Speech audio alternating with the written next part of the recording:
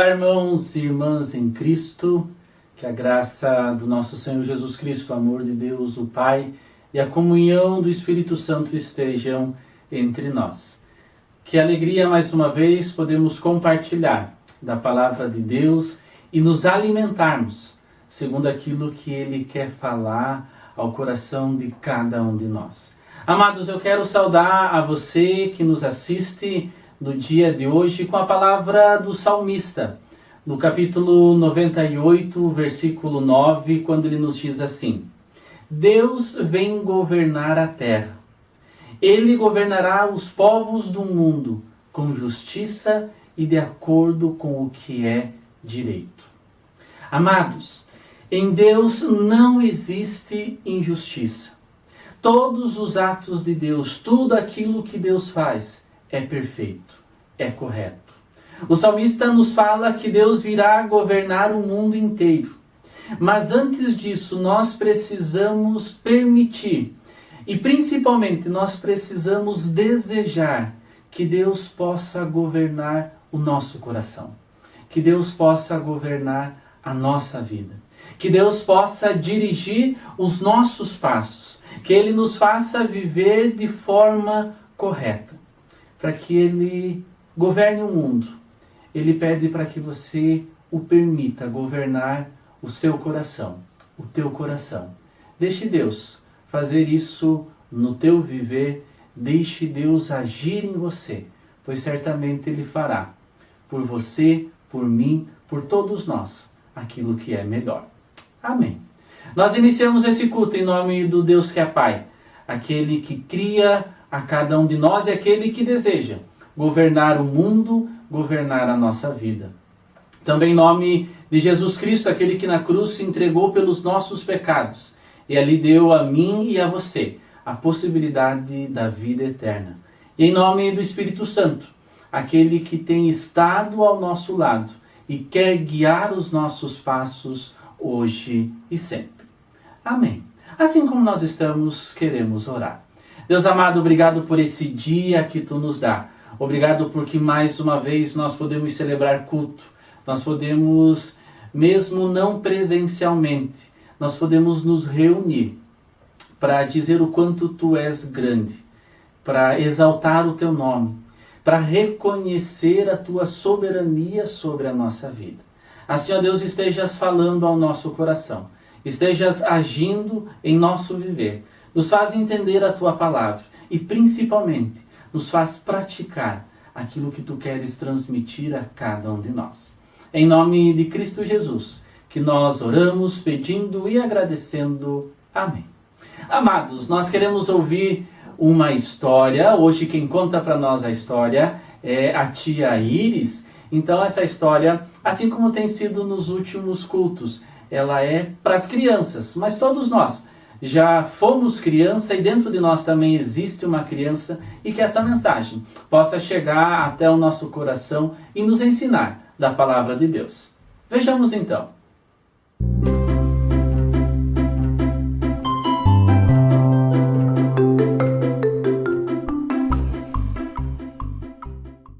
Oi crianças, eu sou a tia Iris. Hoje eu vim contar para vocês a história da pesca maravilhosa. Jesus estava à beira do lago ensinando para uma multidão e pediu para entrar no barco de Pedro. E pediu para que fosse para um lugar mais fundo. Pedro respondeu para Jesus que eles ficaram a noite toda pescando e não pegaram nenhum peixe. Mas, obedecendo a Jesus, eles foram até no meio do lago.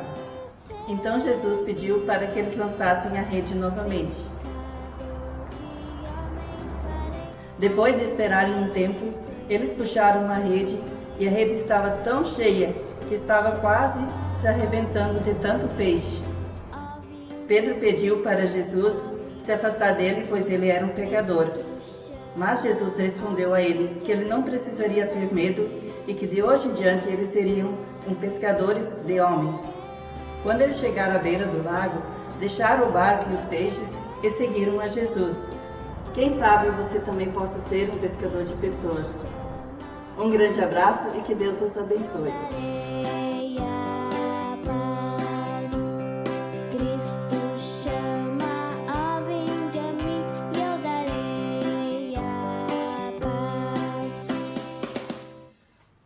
Amados, nós queremos então falar agora sobre a nossa segunda mensagem da nossa série de pregações. E hoje nós queremos falar sobre o que os olhos não podem ver, aquilo que os olhos não enxergam.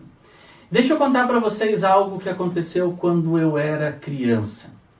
Eu devia ter em torno de 7, 8 anos de idade e um certo dia a minha mãe me convidou e disse: Fábio, nós vamos visitar uma pessoa.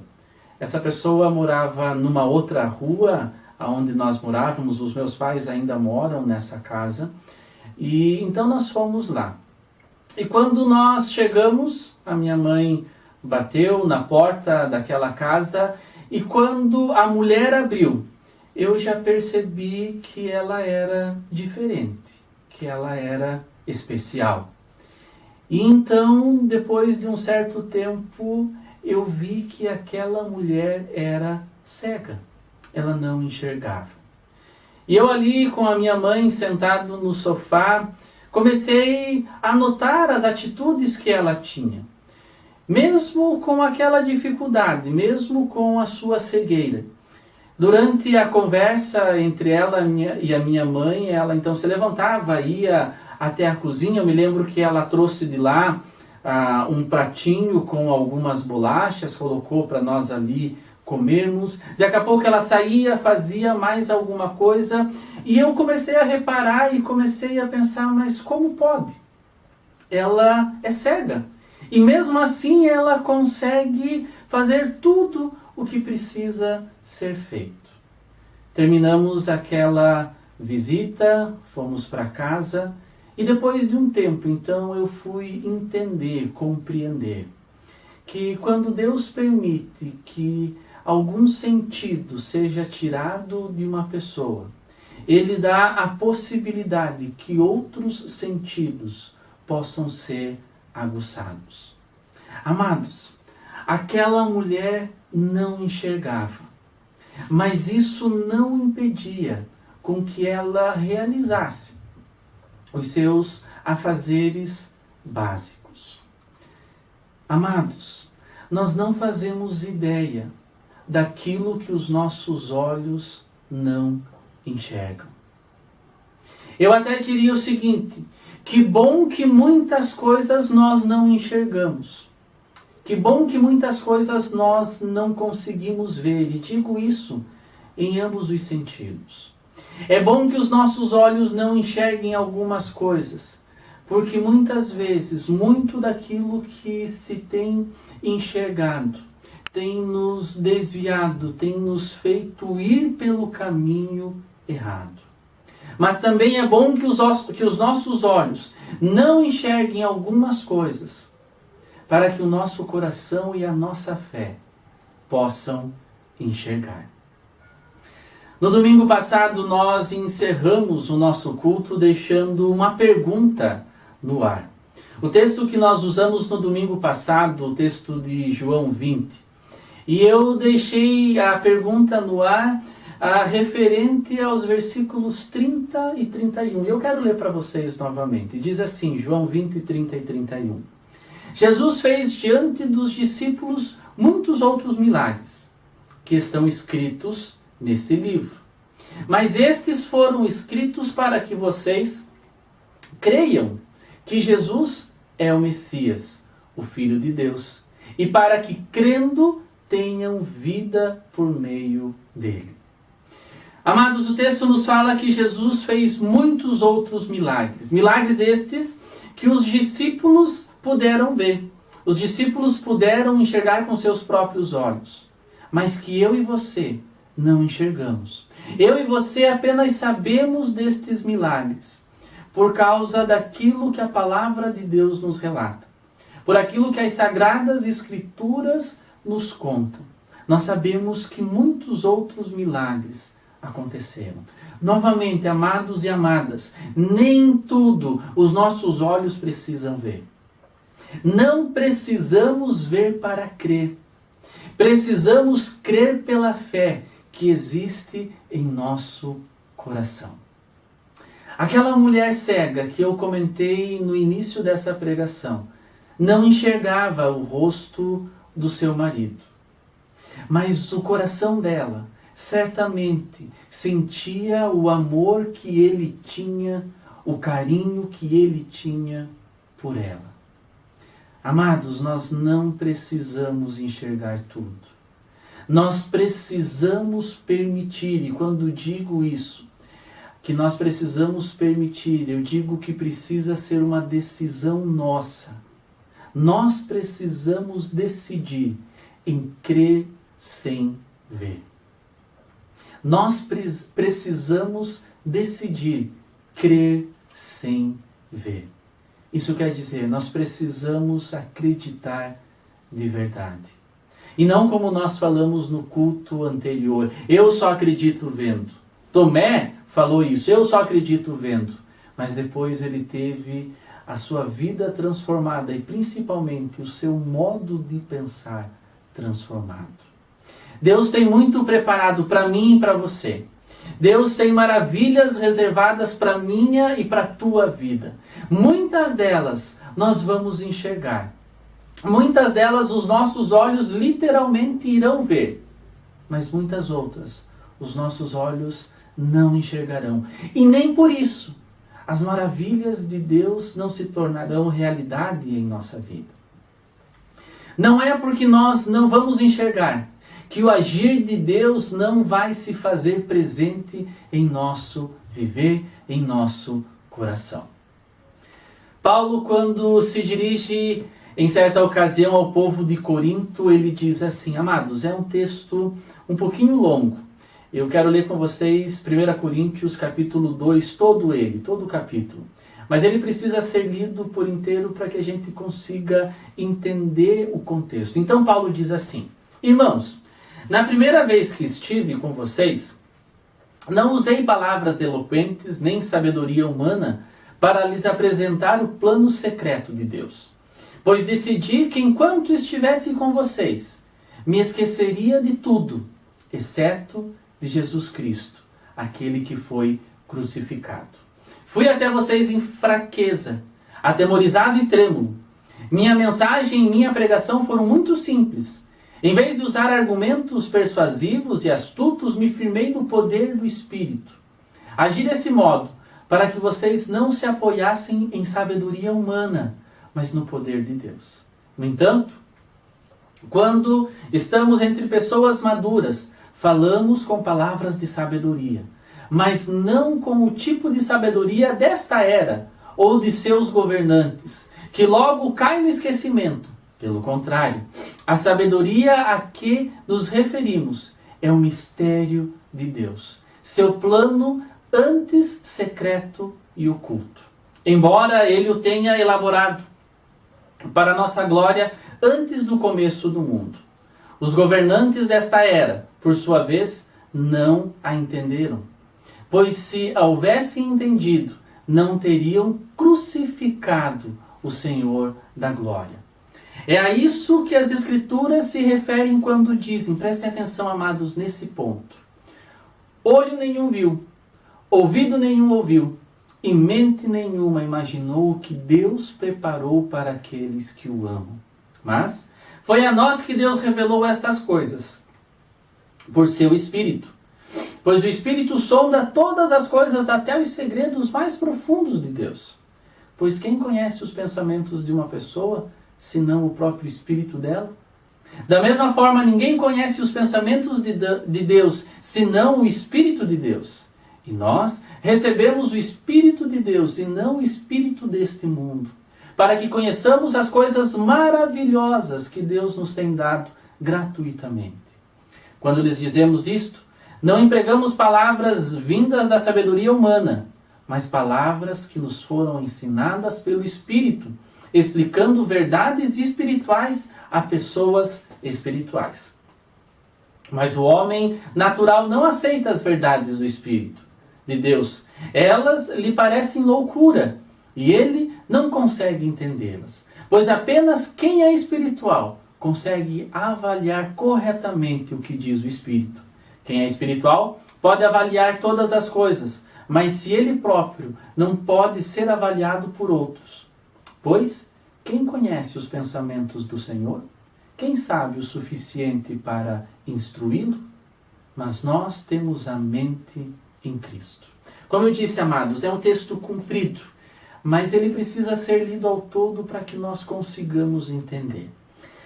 Se nós pegássemos todo esse texto e tentássemos resumir ele em uma frase, Paulo, com estas palavras, ele está querendo expressar que Deus age de maneiras misteriosas. Deus age muitas vezes de maneiras que nós nem sempre conseguimos entender. Algumas maneiras como Deus age, nós não conseguimos enxergar com os nossos olhos. Mas, amados, as maravilhas que Deus tem reservado para a nossa vida, estas se tornarão realidade. Como eu disse, prestem atenção, e eu quero mais uma vez destacar os versículos 9 e 10 que dizem assim: olho nenhum viu, ouvido nenhum ouviu, e mente nenhuma imaginou o que Deus preparou para aqueles que o amam. Mas foi a nós que Deus revelou estas coisas por seu Espírito. A maneira com a qual Deus entra em contato conosco não é apenas através daquilo que nós podemos ver. Deus entra em contato conosco a partir e através do Santo Espírito. A partir deste elo que nos liga um ao outro. E lembro mais uma vez, nem tudo nós precisamos enxergar com os olhos físicos. Mas sim, nós precisamos enxergar com o Espírito. Nós precisamos enxergar com a fé.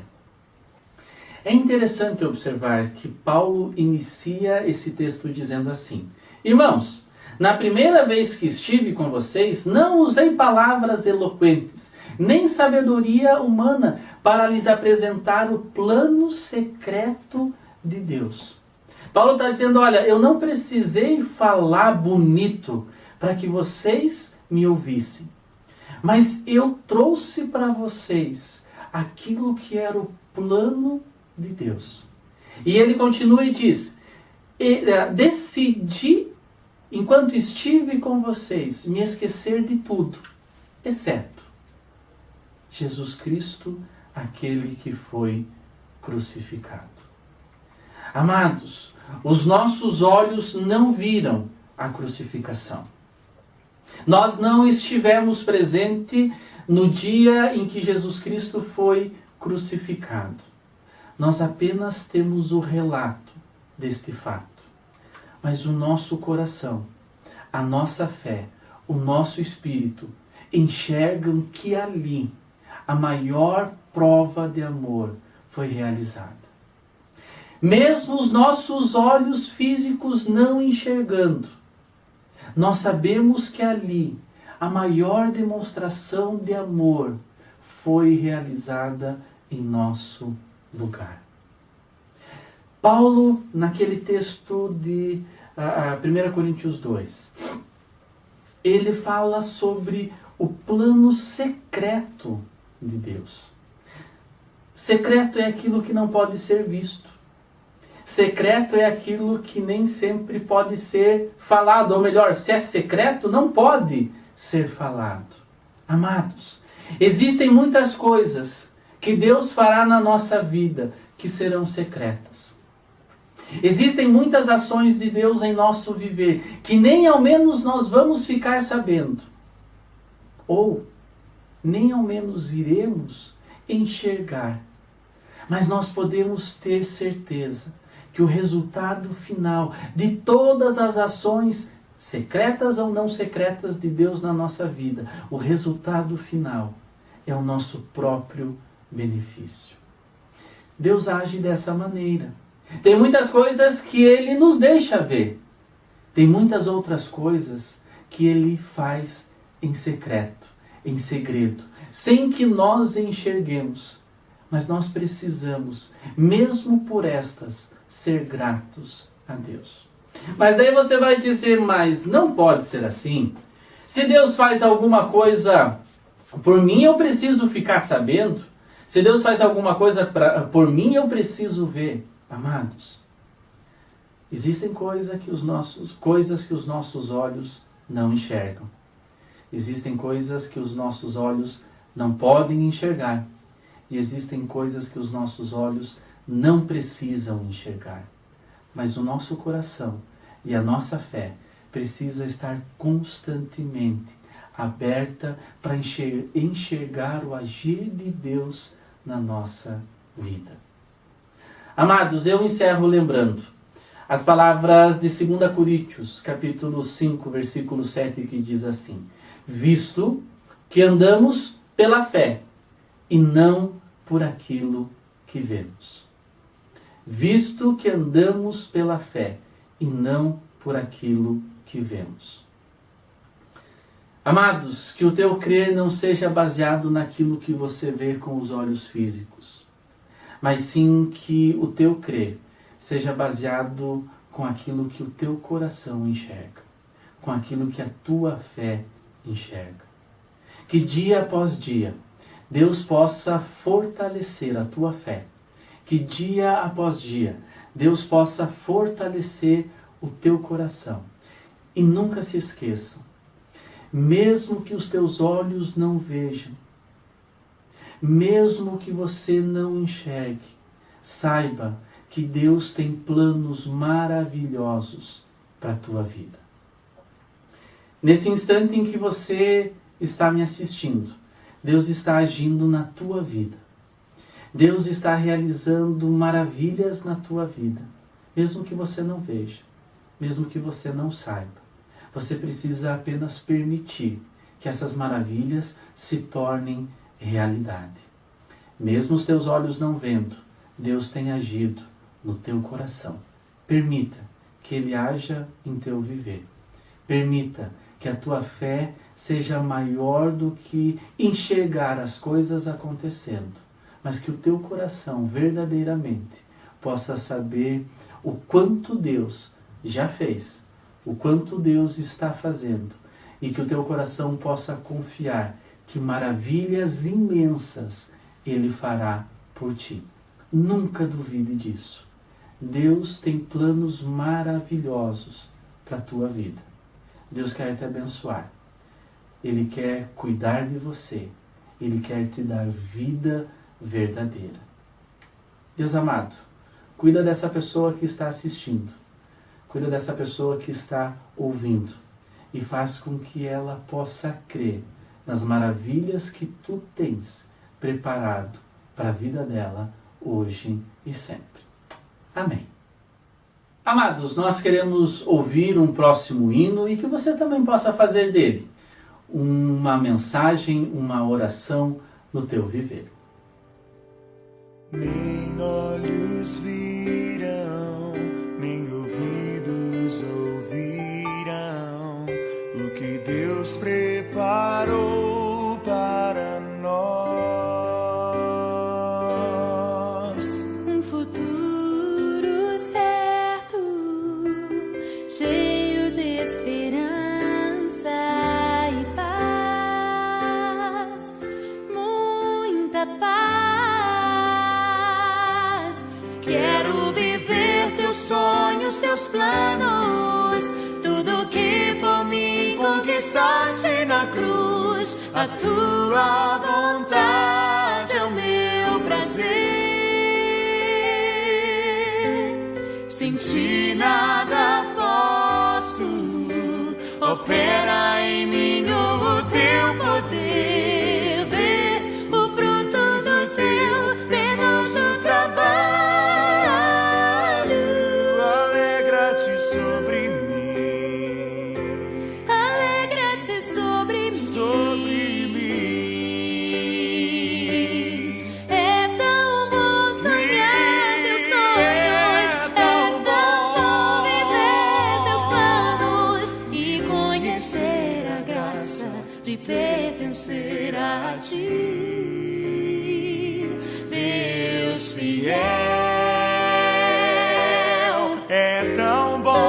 fechar meus olhos e contemplar com minha fé todas as tuas palavras, tuas promessas pra mim, Deus fiel.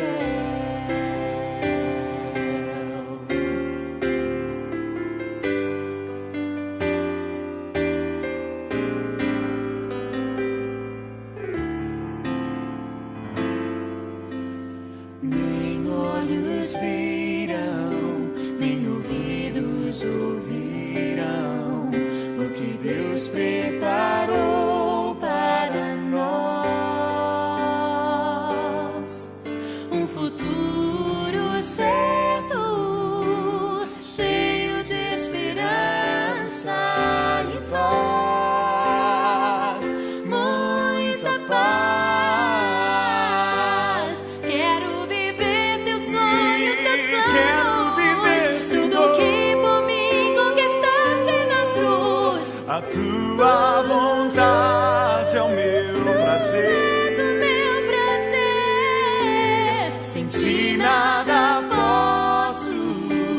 Opera em mim o teu poder, ver o fruto do teu penoso trabalho. Alegra-te sobre mim, Ah, Senhor, alegra-te sobre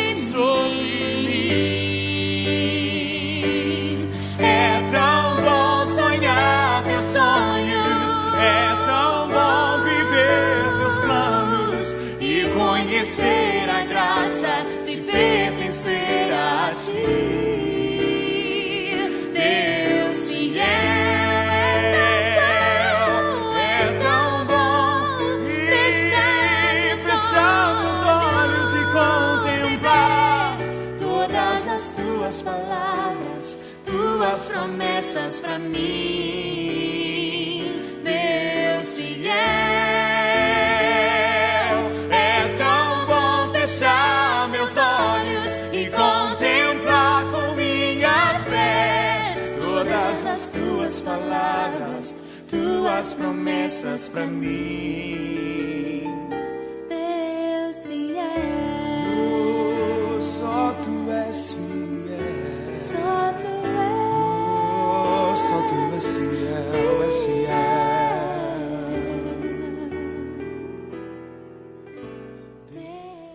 Amados, nós encerramos o nosso culto e mais uma vez eu lembro, nem tudo nós precisamos enxergar com os olhos físicos, mas sim nós precisamos enxergar com o coração e com a fé. Que Deus possa abençoar e fortalecer o teu viver hoje e sempre. Convido você a termos uma palavra de oração. Deus amado, nós queremos pedir que Tu estejas fortalecendo a nossa fé, que Tu estejas agindo em nosso viver, nos fazendo crer nas maravilhas que Tu tens feito em nossa vida. Que nós possamos, ó Deus, perceber, nem que seja, que não precisam ser com os nossos olhos, mas que nós possamos perceber com o nosso coração o quanto Tu tens abençoado a cada um de nós. Deus amado, nós continuamos rogando e pedindo por chuva. Nós precisamos. A situação está cada vez mais complicada. Oramos, manda chuva, Senhor.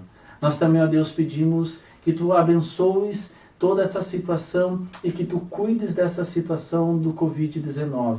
Que a Tua mão poderosa possa estar agindo também nessa situação. Entregamos a nossa vida aos Teus cuidados. Sabemos que Tu tens o melhor para o nosso viver, hoje e sempre. Amém. Nós queremos encerrar esse momento recebendo a bênção de Deus. Que o Senhor nos abençoe e nos guarde.